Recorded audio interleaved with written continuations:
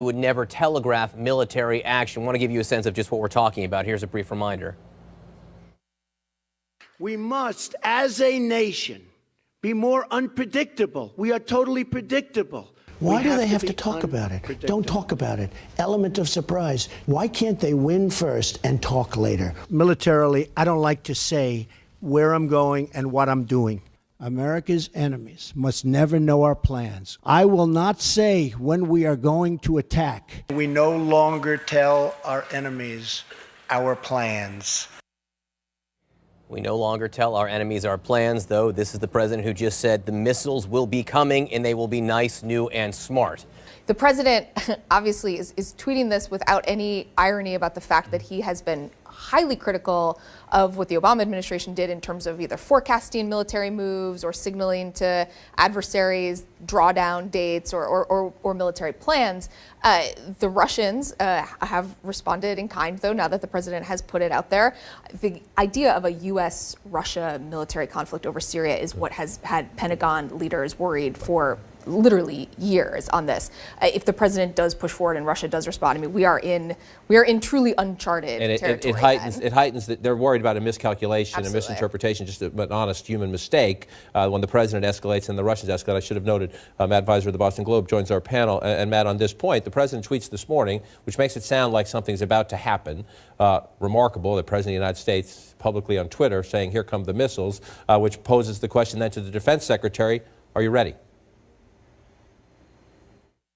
Have you seen enough evidence that to blame the Assad regime for this most recent chemical attack? Have you seen evidence confident to make that assessment? We're still assessing the intelligence ourselves and our allies. We're still working on this. Is the U.S. military ready right now to conduct a retaliatory strike if ordered? We stand ready to provide military options if they're appropriate, as the president determines. But thank you very much, ladies and gentlemen. Concerned about telegraphing our military moves in Syria? Thank you very much, ladies and gentlemen. That's normally the posture of the United States government, normally including the president. Say nothing or say little until you do something. But interesting that Secretary Mattis says we're still assessing the intelligence, meaning you have to make a case to the world. Some people will object, but you want to make your case to the world that we have a legal or a moral right to do this. Here's the evidence that this was a chemical attack. Here's the evidence it was launched by the Assad regime. And if you can make the case, here's the evidence that Russia knew about it. And that's the most surprising part to me about Mattis's comments. You expect some degree of caution about forecasting our military efforts there, but the idea that they have not totally concluded when there are, movements in the UN and there are negotiations and efforts to bring in France and Saudi Arabia, it's all premised on this idea that there were chemical weapons used by the Assad regime. So the idea that is not fully decided or there's any scintilla of doubt about that is striking. Yeah, and I think Donald Trump's non-serious tweet, I mean, he's almost treating this like it's a video game or something.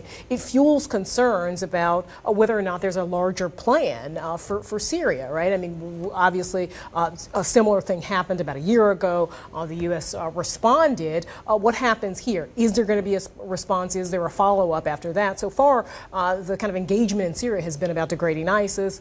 By all accounts, that's something that has gone on and been successful. Is there a broader sort of geopolitical strategy for Syria?